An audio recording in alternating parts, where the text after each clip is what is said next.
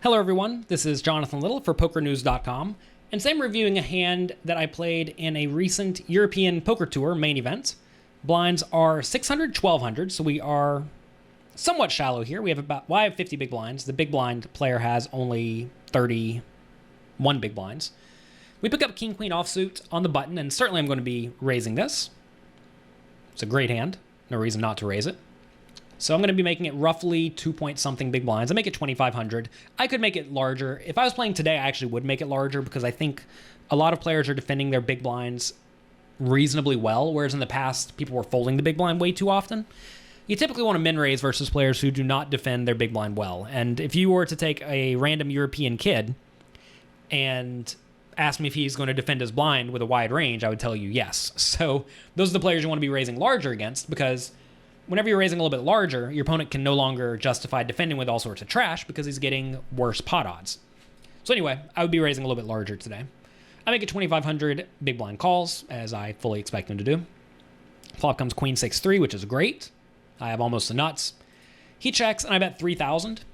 Whenever the board is very dry, as it is here, notice it's very hard for my opponent to have much of anything, you usually want to bet small, assuming you even want to bet. I could actually see checking this hand sort of as a slow play being the best strategy, but I usually like continuation betting.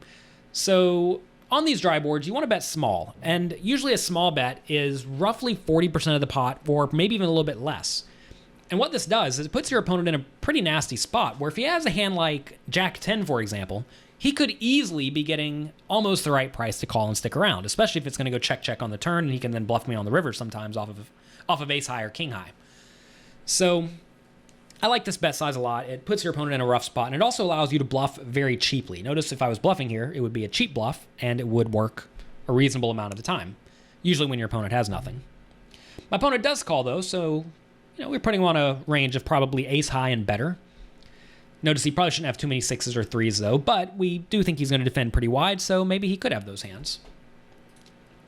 On the turn, we get a 2. Seems like pretty much a blank. He checks. I'm going to continue betting. I bet 6,000, and I'm betting purely for value here. Notice if he does call my 6,000 bet, the pot will go up to 12,000 more than it is now, so it'll be up to 25,000 on the river, and he will have 23,000 behind, so I can actually shove the river and expect to get called a decent amount of time. This is a spot where your turn bet should not necessarily be based on the previous round of betting or even the size of the pot, but how many chips you want your opponent to have remaining going to the river. This is a concept that comes up quite often in tournaments that doesn't really come up so much in cash games, but mainly because you're so deep in cash games. But in tournaments, you really do want to size the bets so that you leave your opponent with a stack that he could realistically make a hero call with all sorts of stuff. So I like this bet size. It seems pretty sweet.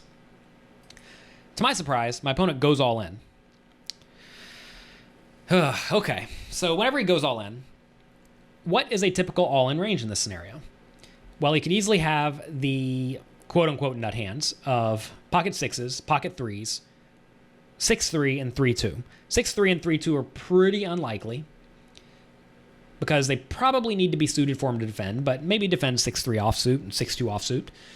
He could also have 5-4. That makes some sense, but why would he really check jam 5-4? That doesn't make a whole lot of sense because this is a relatively large all-in, and when you're making a large all-in with the nuts, your opponent's frequently going to fold, and you certainly don't want your opponent to fold whenever you have them completely screwed. So I think we can discount 5-4. A backdoor flush draw arrived, meaning he could now have a flush draw. So I think a hand like 7-6 may decide to shove. Also, he may have floated the flop with a hand like 7-5 of diamonds or 9-8 of diamonds that he is now deciding to check shove. I think those make some sense. So I'm finding some hands that I beat, right? And given I'm finding some hands that I beat, I think I have to call in this scenario. However, if you remember back to the last video I did for Poker News, we talked about live reads. And in the previous video, my opponent was giving off reads that made me think he was particularly weak.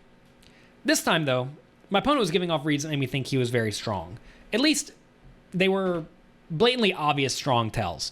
And whenever a kid is giving off obviously strong tells, you never really know if he's trying to level you or not. Maybe he thinks that if he does something like, I don't know, perk up in his chair and take a sip of water, I don't know, for example, that looks strong, therefore he's going to do it when he's weak. Or maybe he's just honest and straight up because he doesn't know any better, or he's trying to like double level you.